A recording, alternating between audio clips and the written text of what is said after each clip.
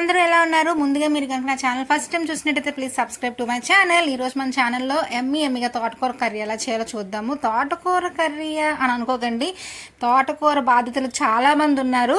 వాళ్ళందరికీ ఇలా ఎమ్మిగా తోటకూర కర్రీ చేసి పెట్టండి, ఒక ముద్ద ఎక్స్ట్రాగానే తింటారు. సో ఎలా చేయాలో చూసేద్దాం. ఫస్ట్గా అయితే మనం 2 పెద్ద సైజ్ టమాటాలను తీసుకొని బాగా స్మాష్ చేసుకోవాలండి. ఓన్లీ చేత్తో మాత్రమే స్మాష్ చేయాలి, మిక్సీలో వేయద్దు. 2 పెద్ద సైజ్ టమాటాలను స్మాష్ చేసి పక్కన పెట్టుకోండి.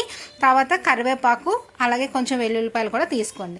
ఫస్ట్ మనం ఎందులో అయితే కర్రీ చేయాలనుకుంటున్నామో ఆ బాణీ పెట్టుకొని స్టవ్ ఆన్ చేసుకొని ఆయిల్ వేసుకోవాలి. ఆయిల్ కొంచెం ఎక్కువే పడుతుంది, సో కొంచెం ఒక గరిటె ఆయిల్ వేయండి, కొంచెం చిన్న గరిటె ఆయిల్. తర్వాత పోపు సామాన్లు తీసుకోవాలి. ఆయిల్ కొంచెం కాగిన తర్వాత మన పోపు సామాన్లు ఆవాలు, జీలకర్ర, మినపప్పు ఇవన్నీ ఉంటాయి కదా, పోపు సామాన్లు వేసి కొంచెం వేగిన తర్వాత ఒక 2 ఎండుమిరపకాయలు కూడా వేయండి. మీరు కారం ఎక్కువ తినేవాళ్ళు అనుకోండి, ఇంకొంచెం ఎండుమిరపకాయలు ఎక్స్ట్రా వేసుకోండి. తర్వాత కొద్దిగా కరివేపాకు అలాగే కొంచెం దంచిన వెల్లుల్లిపాయ వేసి ఒకసారి బాగా కలుపుకోండి. అది కొంచెం వేగిన తర్వాత కొంచెం ఒక హాఫ్ స్పూన్ ఇంగువ వేసుకోండి. ఇంగువ వేస్తే టేస్ట్ చాలా బాగుంటుంది అనమాట. సో ఇంగువ వేసి ఇంగువ ఇవన్నీ కూడా బాగా వేగేదాకా వేపండి. మాడిపోకూడదు, వేగితే చాలు.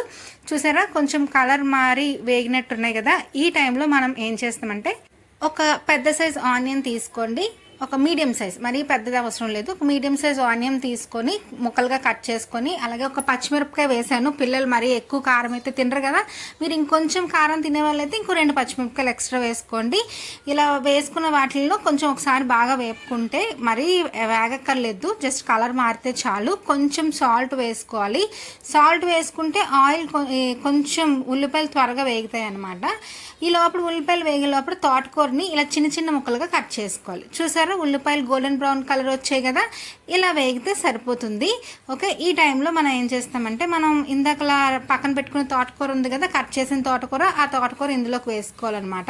సిమ్లో పెట్టుకొని తోటకూర మొత్తం అందులోకి వేసుకోవాలి. చూడడానికి తోటకూర ఎంత పెద్ద ఎక్కువ తోటకూరలు అనిపిస్తుంది, కానీ ఫ్రై అయ్యేసరికి చాలా కొంచెమే వస్తుందండి.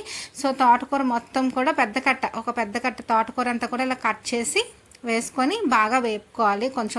కొంచెం మళ్ళీ ఇప్పుడు ఫ్లేమ్ కొంచెం మార్చి మీడియం ఫ్లేమ్లో పెట్టుకొని తోటకూర మొత్తాన్ని బాగా వేపాలి. వేపిన తర్వాత మూత పెట్టి ఒక్క 5 మినిట్స్ మగ్గనిస్తే, మధ్య మధ్యలో మూత తీసి కలుపుకుంటూ ఉండండి, లేదంటే అడుగు పట్టేస్తుంది. మూత పెట్టి 5 మినిట్స్ మగ్గించిన తర్వాత మనం అంత తోటకూర వేస్తే ఎంతో లేదు, ఇంతే అయ్యింది. సో కొంచెం తోటకూర దగ్గరికి అయిన తర్వాత మీకు ఇలా చూస్తే అర్థమవుతుంది తోటకూర బాగా మగ్గిందని. ఓకే, అక్కడ ఏదైనా మీరు తోటకూర కొంచెం బాగా మగ్గనివ్వాలి, మగ్గనిస్తేనే మనకి మంచి టేస్ట్ వస్తుంది అనమాట. తోటకూర ఇలా మగ్గిన తర్వాత మనకి కారానికి తగ్గట్టు నేనైతే ఒక 1 స్పూన్ కారం వేసాను, కొంచెం పసుపు. మీరు ఇంకొంచెం కారం ఎక్కువ తినే వాళ్ళైతే మీ కారానికి తగ్గట్టు వేసుకోండి. తర్వాత ఆల్రెడీ కొంచెం ఉప్పు వేసాను కదా, సో 1/2 టీ స్పూన్ ఉప్పు వేసాను. తోటకూర ఇలాంటి ఆకుకూరలో ఏంటంటే ఉప్పు తక్కువే వేసుకోవాలండి. కొంచెం ఎక్కువగా మనం ఎక్కువ ఉప్పు వేస్తే మరీ చాలా ఎక్కువ ఉప్పు ఉన్నట్టు ఉంటుంది. సో తక్కువ ఉప్పే వేసుకోండి, సరిపోతే మళ్ళీ వేసుకోవచ్చు. చూసారా తోటకూర ఇలాగా ఆయిల్లో వేగిన తర్వాత మీరు కట్ చేసి మీకు తెలిసిపోతుంది, మగ్గిపోతుంది అనమాట. మగ్గిపోతే అలా కట్ అయిపోతుంది. సో ఇంక ఇలా మగ్గితే చాలు, కొంచెం బాగా వేగినట్టే. వేగిన తర్వాత మనం పక్కన పెట్టుకున్న టమాటా పేస్ట్ ఉంది కదా, ఆ టమాటా పేస్ట్ని కూడా ఇందులోకి వేసుకోవాలన్నమాట.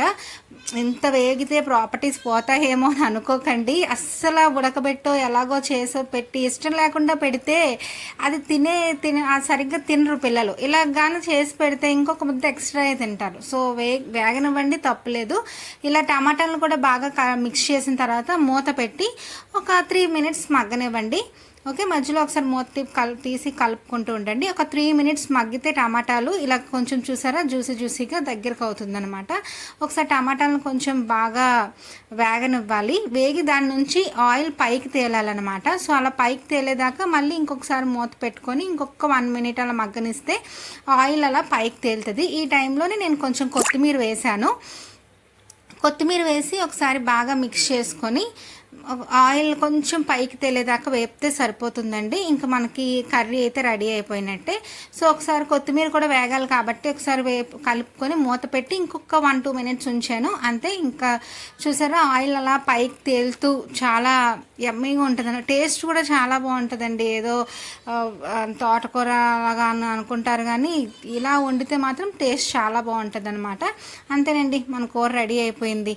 యమ్మీగా ఇలా సర్వ్ చేసుకుంటే సరిపోతుందండి. ఇలా ఉంటేనే కలుపుకోవడానికి కూడా చాలా బాగుంటుంది అనమాట. సో మీరు కనుక నా ఛానల్ ఫస్ట్ టైం చూసినట్టయితే సబ్స్క్రైబ్ చేసుకోండి.